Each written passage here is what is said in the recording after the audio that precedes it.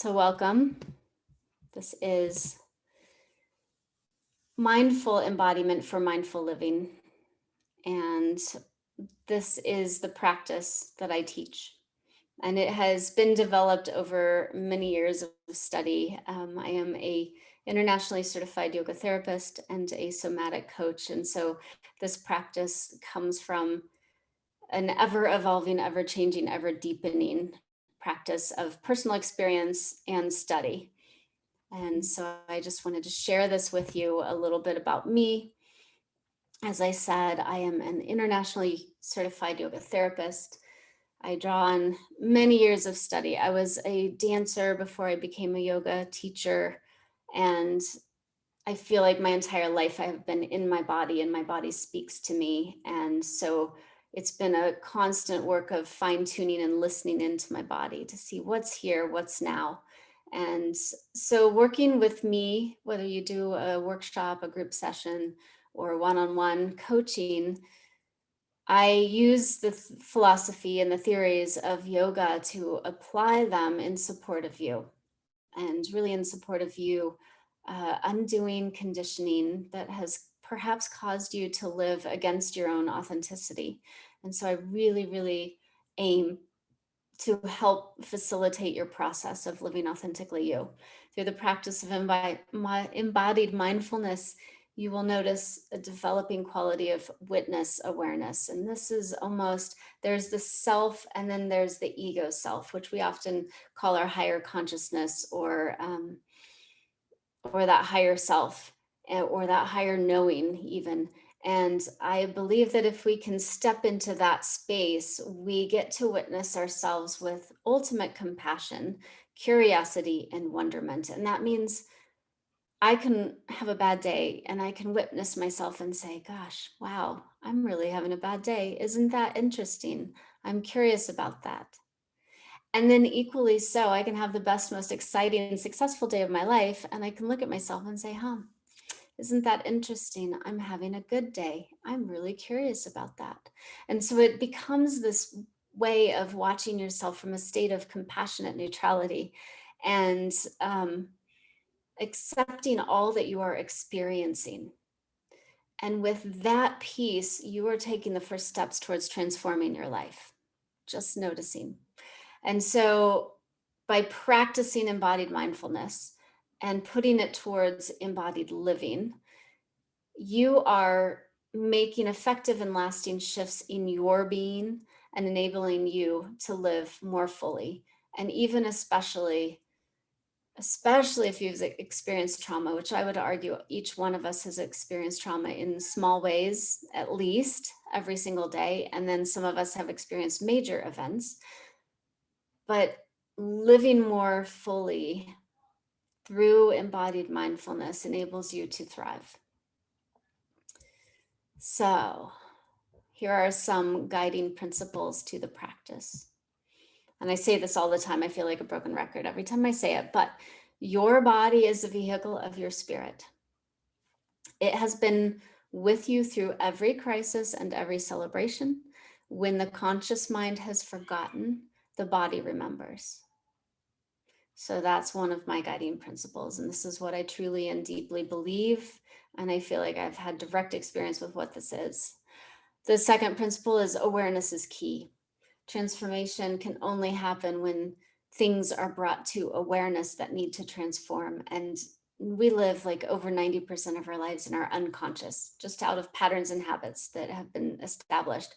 So when we can bring them into consciousness, now we can transform through empowered choice. And then third, you are the wisdom holder. When I work with you, we can talk about having power with, right? Together we have power, and you are the wisdom holder. I am simply the one that holds the container and that facilitates your own journey towards your own wisdom. So, what is yoga therapy and somatic coaching? Well, it's a lot. It's a lot, really. Traditionally speaking, this comes from a long line of yogic teachings that are applied therapeutically to the individual for healing purposes. What I work with and why I language it as somatic coaching is because I work with a bottom up process. I work through the body to access the psychological, the emotional, and the spiritual. And so many of my clients are ones who have been to talk therapy for much of their lives, many years, and yet feel stuck. Like something's not deepening, something's not breaking through, something's still there that they just can't access. And so, talk therapy, which works through the mind to the mouth, essentially, now we're taking a different approach, working from the body to the mouth, and then maybe meaning in the mind. And so, it really changes up the whole process. So here are a few elements of the practice that I wanted to share. And these are principles that I work with. You don't need to know them to understand the practice or to even live the practice. However, I think it's sometimes useful to understand the background. So I work with the koshas, which are, you could envision them as layers of your being. They are interconnected, but they seem to be separate layers. And so we can access those different layers with different techniques. And these are the physical layer, the outermost, most accessible layer, the energetic, the emotional, the mental, and then the spiritual. The next principle I work with is the chakra system. You've probably heard of the chakra system in terms of, the heart chakra is the place of love, and the throat chakra is the place of the voice, and the third chakra, the Manipura chakra, is the place of powerhouse or ego. And I recognize those as qualities that we have placed onto the chakras. They're really much more subtle than that. They're energetic. And yes, there is a location of them in general in the body. I use them simply as a way to interpret the sensations and energetic qualities and the locations in which you're feeling them. It doesn't mean that you feel something in your Manipura chakra and it means a weak ego, for example. It doesn't mean something directly. There is perhaps a correlation, not necessarily a direct meaning, but it adds to the whole body of the system.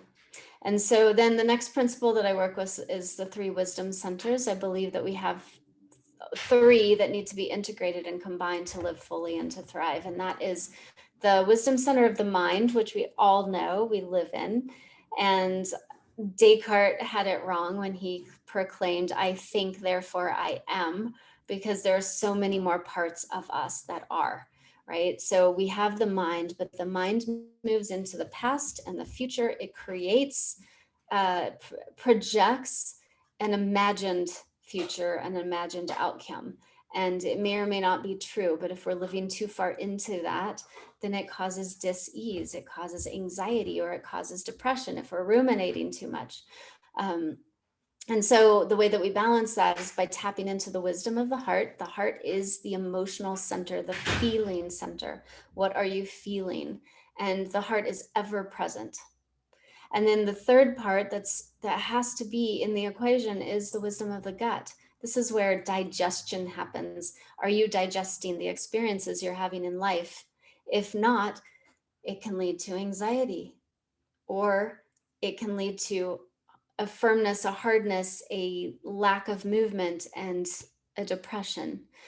The gut also is our part of survival. It's gut instinct. If I'm in danger, my gut tells me before my mind knows, right?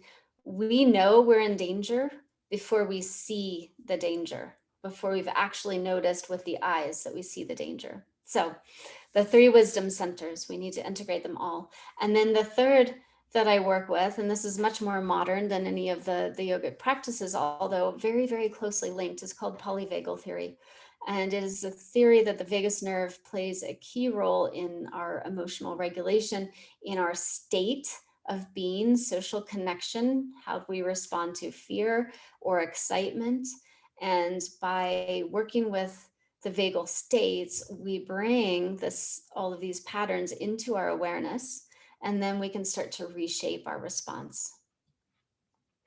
So just very quickly, here's a model of the koshas. You can think of the outermost, the physical, then the energetic, then the emotional, then the mental, then the spiritual. Or some people say it goes this way. So it can go either deeper in or greater outwards. But the bottom line is the physical layer is not disconnected from the other deeper layers. We're just using it to tap into it. The chakras, so here's an image that you can make a connection. This is part of the subtle body. Many people would say that this corresponds to the energetic layer of the koshas. But they give us tools to identify and locate our somatic experience into something tangible and meaningful.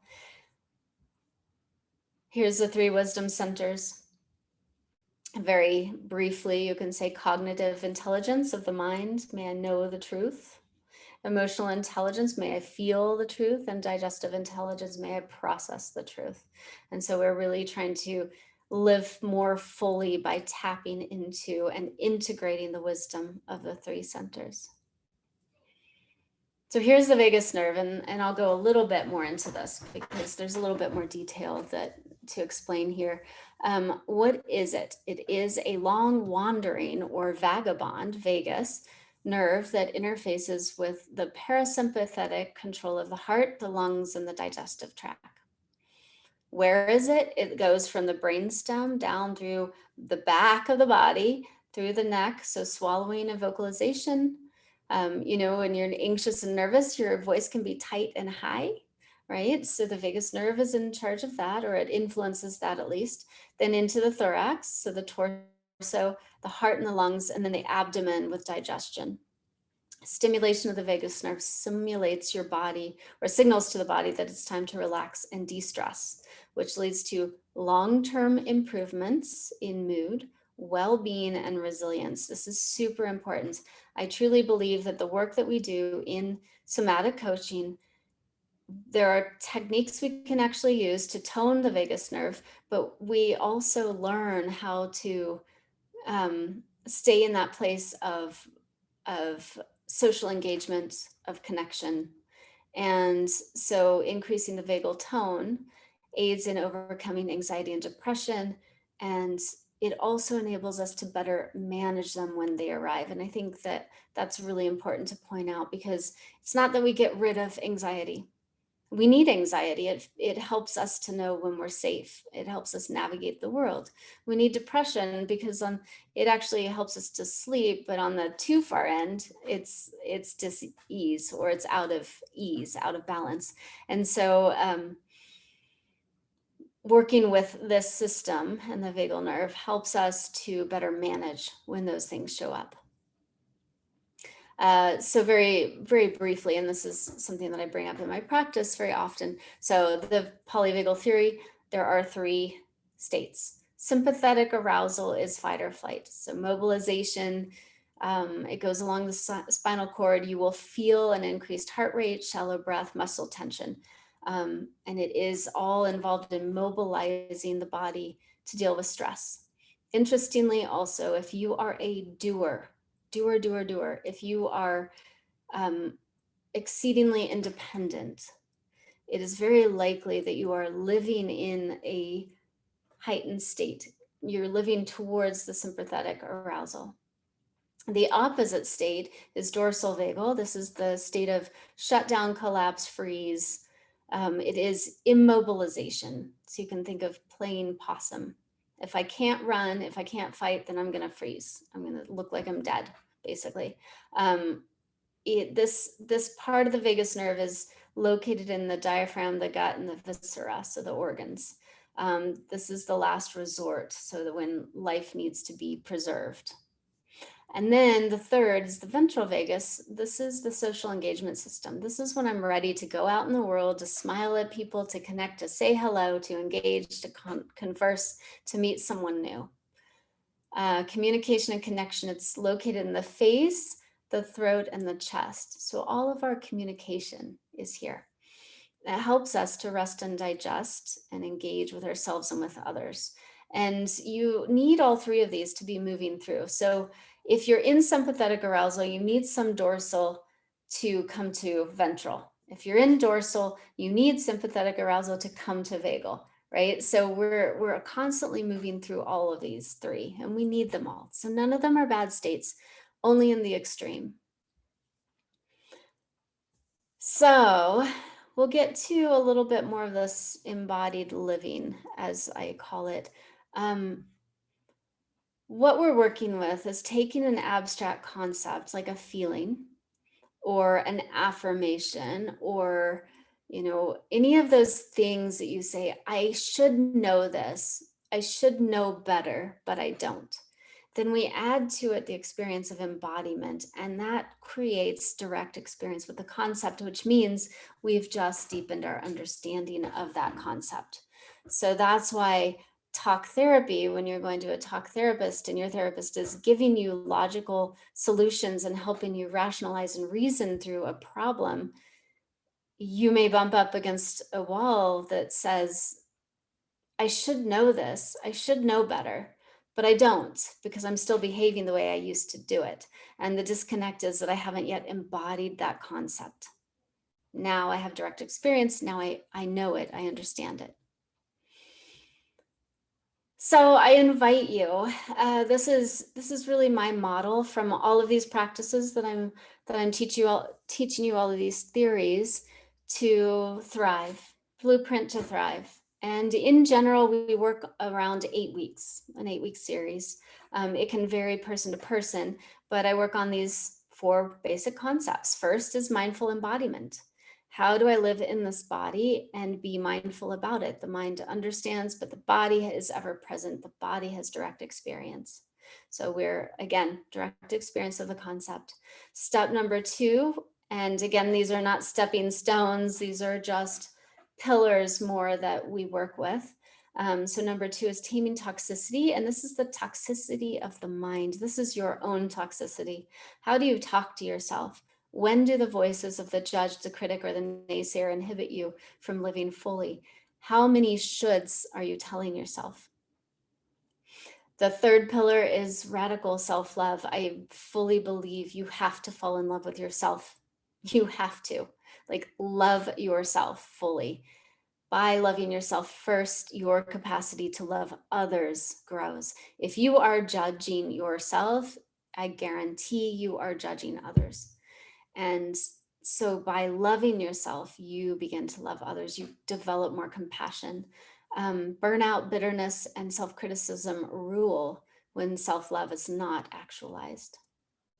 And then the fourth pillar, which is where we're heading, is magnetism and flow. You want to be attractive, you want to draw people to you, and you want to be in the flow of life. So not knocked off your course, but rather being able to navigate those bumps and those ridges and those ups and those downs and loop-de-loops of life and still keep moving, right? And so through all of this work, which involves mindset strategies and daily practices, you attract what you want most to you and you thrive within the ebb and flow of life. So be empowered, undo conditioning, and live authentically. It's simple, right? So why do we need so much support? I guarantee that I can help you. I can help you to do all of these things. And all it is just holding a container for you and facilitating you getting closer and closer and closer to your authentic self. So finally, let's work together. If this has resonated with you, if it feels like something that might be helpful, I have individual sessions, one-on-one coaching.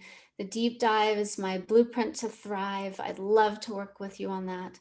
And then workshops. I'm always doing workshops. So please connect with me. You can email me personally. I will get you informed in what's coming. I'll get you in the loop through my website. You can grab some freebies there if you haven't already. You can sign up for my monthly free workshop called Embodied Mindfulness, where you get a full taste of this. You can also follow me on Instagram, and connect with me however you like. There are many ways, and I would love to hear from you soon. So, thank you for being here. Thank you for watching, especially if you've watched all the way to the end right now. And I wish you a lovely week ahead, whatever is to come, fully embodied, fully mindful of what's here. Have a wonderful, wonderful day.